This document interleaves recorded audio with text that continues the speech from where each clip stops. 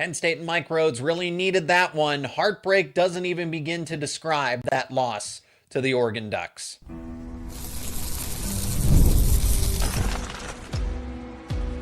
You are Locked On Nittany Lions, your daily podcast on the Penn State Nittany Lions. Part of the Locked On Podcast Network, your team every day. And as always, thanks so much for making Locked On Nittany Lions your first listen and watch every single day. My name is Zach Seyko. I am your host of this live show recapping Penn State versus Oregon. Mike Rhodes and the men's basketball team could not get it done. 82-81 was the final. Got to respect the fight from this Penn State team, but they could not close it out. And that's concerning, regardless of Ace Baldwin being available, not being available. He certainly wasn't going to play. He was listed as questionable. But that was a game that, for Penn State, you absolutely need, because it is not going to get easier. And if Ace Baldwin does need to miss more time, those games against Michigan State, Rutgers, Iowa, Michigan, all in a row are going to get a lot tougher. I mean, these are the ones where you are set up. You are set up in the final 2 minutes, and you have a 3-score lead. This is a 3-possession game in favor of Penn State. And then 2 3-pointers by Oregon. They tie it up, and that's that. With or without Ace Baldwin, this is still a relatively good defensive team. And I know what Ace Baldwin does, and he's Penn State's best player. But this is why you go get a guy like Freddie DeLeon. This is why you have Nick Kern Jr., DeMarco Dunn. All of these guys are players that at the core will give you defense above all else. And I know this was relatively more of a high-scoring game for Penn State, but you could see that with Puff Johnson back in the lineup, and like I said, increased roles for Kern and DeLeon. This was a game that Penn State should definitely have won. Oregon's a good team. Oregon's a tournament team. You just needed this one if you were Penn State, and on your home court, to get embarrassed by Illinois the way that they did, and then to follow it up. I mean, this was a game that not a lot of people that were going to give Penn State a chance. For the sake of it, I thought Penn State could have given Oregon a fight, but I was definitely not expecting a victory in this one. I didn't think that Penn State would make it as close as they did, and to take it a step further, to lead the way that they did. So Oregon proved to be the better team, because you have to be able to close out these games in crunch time, and that's where the Ace Baldwin effect, you can feel that. Him not being on the floor, him not being 100%. Penn State hasn't been able to close out multiple games, and they're right there. They are right there. I'm not trying to say that all hope is lost, that this is a bad team, but you really need this one, because the Big Ten Conference schedule is unforgiving, and who knows how long Ace Baldwin is going to be out. He's dealing with multiple ailments from the way that Mike Rhodes spoke about it. It's a shame, because this was a winnable game, and your best player wasn't on the floor, and you went toe-to-toe, and you led in crunch time against a top 15 team, the number 15 team currently, for what it's worth. A team that only has 2 losses on the season. A team that you're unfamiliar with, Oregon, coming over from the former Pac-12, and the only losses on the season are to that same Illinois team that blew you out, and UCLA. Those are some of the best teams in the country. So Penn State proved a lot, that they can still hang with the best teams, even with Ace Baldwin not being available. Puff Johnson makes that much of a difference. If you think that Puff Johnson isn't a worthwhile player, that his impact isn't important, he gives you a lot as a defender. But I like the way that Penn State's offense diversified a little bit. You had 4 players in double figures, and that's what in Penn State is a much deeper roster than it was a year ago, because if Ace Baldwin was off the floor, he was never off the floor. He had to play 40 minutes almost every night. He might have had 60 seconds for a breather on any given night. But this was the game where we get to see, okay, is DeLeon as good as advertised from Penn State's point of view?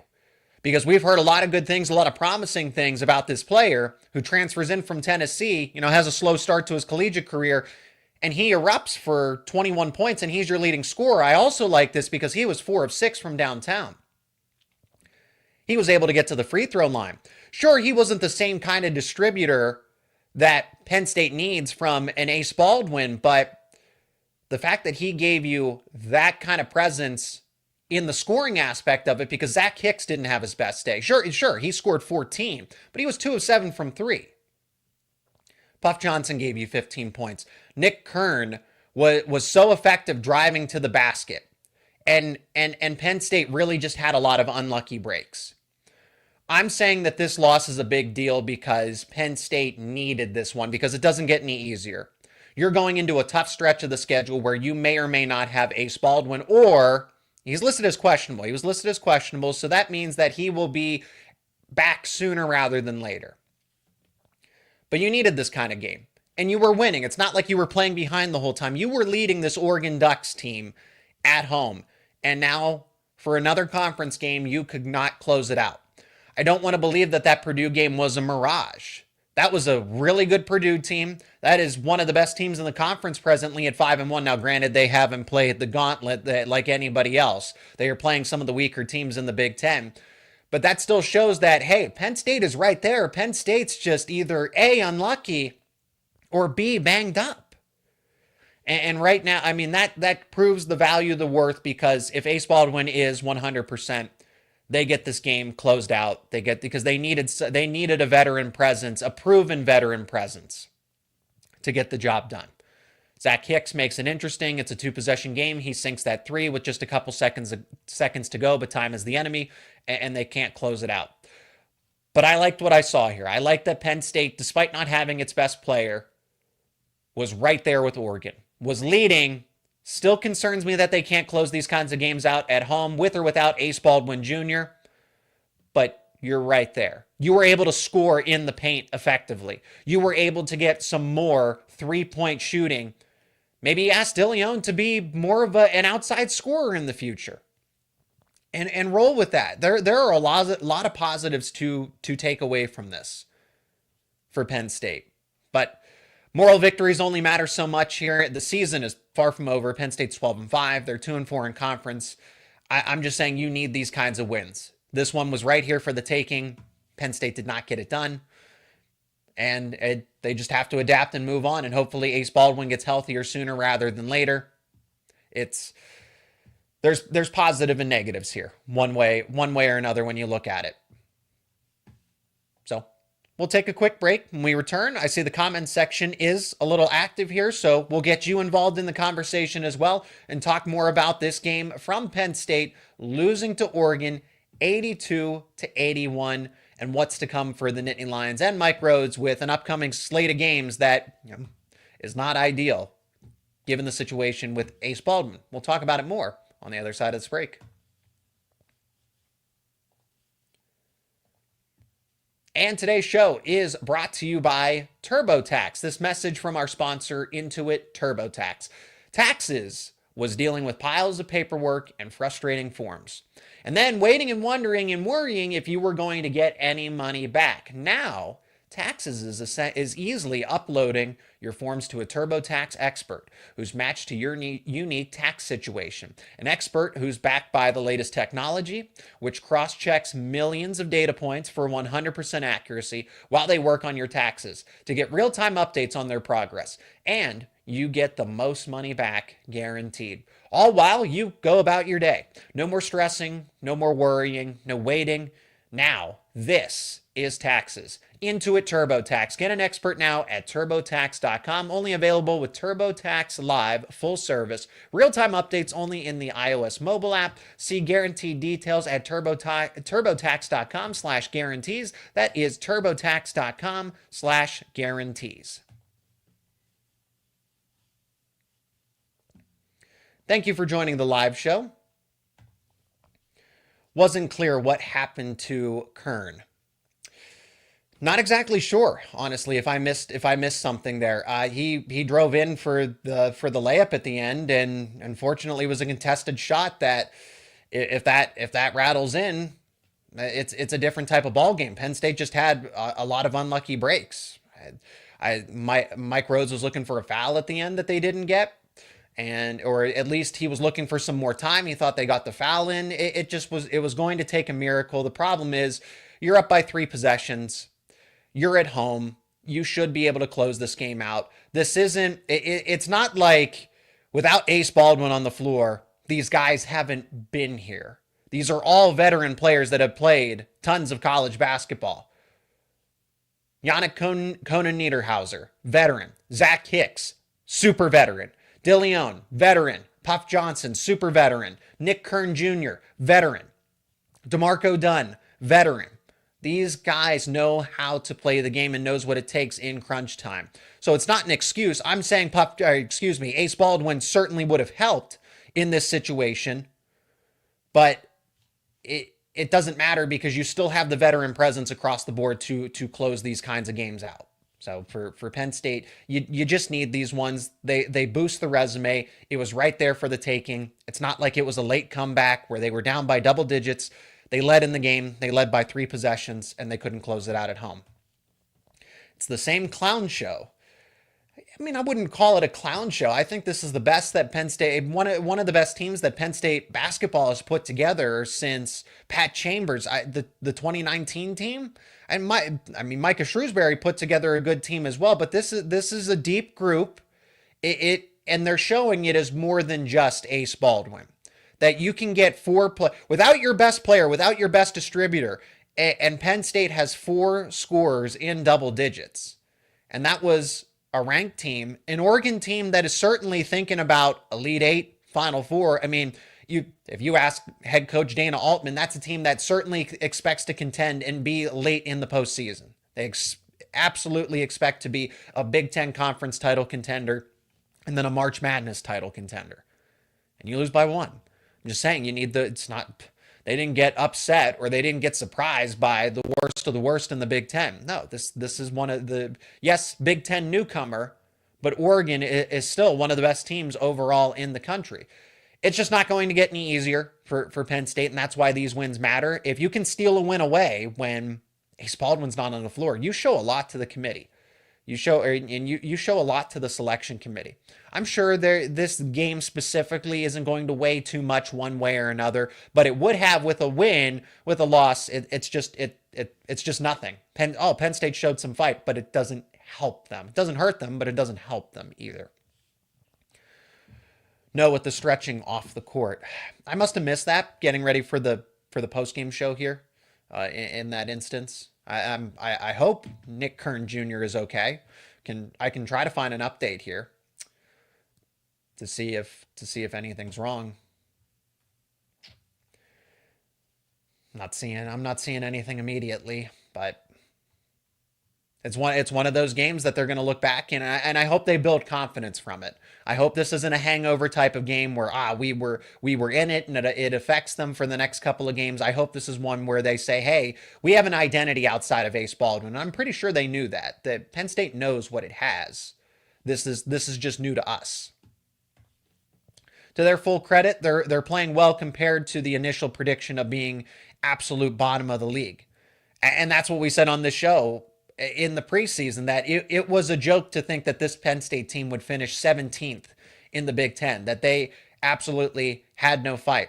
I don't know how you can look at what Penn State did a season ago and at least showed signs of progress and then returned the entire nucleus and then upgraded all of the positions that were lacking and got some key rotational players. But I think that's just lazy projections because Penn State as a brand is not a basketball powerhouse. So the people that are the outside spectators or that really do not follow college basketball as much as they claim they do. They might follow a couple of teams. They might be invested in the Blue Bloods because that's not what Penn State basketball is. But to logically sit there and say, they return Ace Baldwin, Zach Hicks, and Puff Johnson, and Nick Kern, and DeMarco Dunn, and arguably add the best recruiting class in Penn State history. Oh, and they go get a couple key transfers that are going to factor in. Yeah, they should do worse than what they did a season ago. Okay.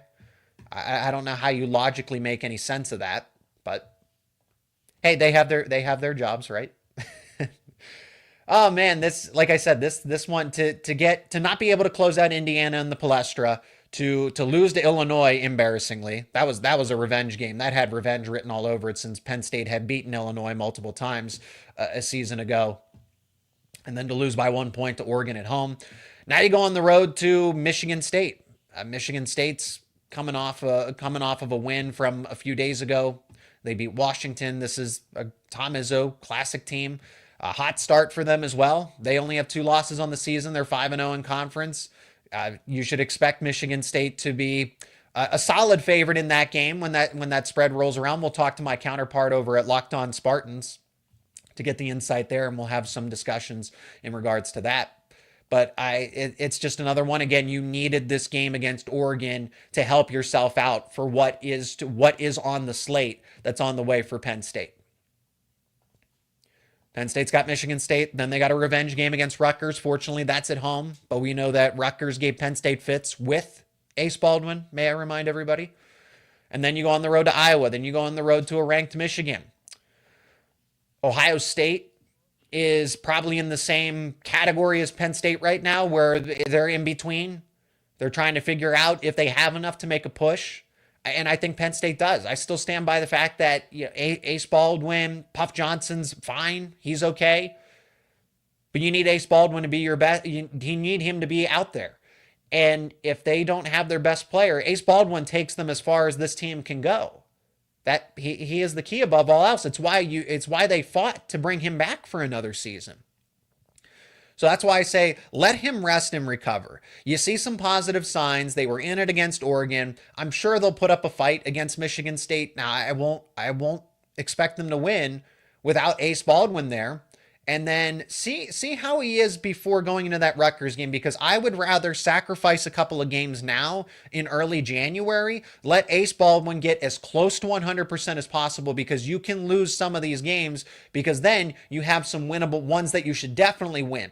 Ohio State, Minnesota. Okay, you go on the road to UCLA and USC. UCLA is a tough game, but you should be able to win that game against USC. You at least have a favorable matchup. Washington, Nebraska, Minnesota, Indiana again. Those are games that you should not be routinely losing, where Penn State should be either, that's a pick 'em, or they should win, be expected to win.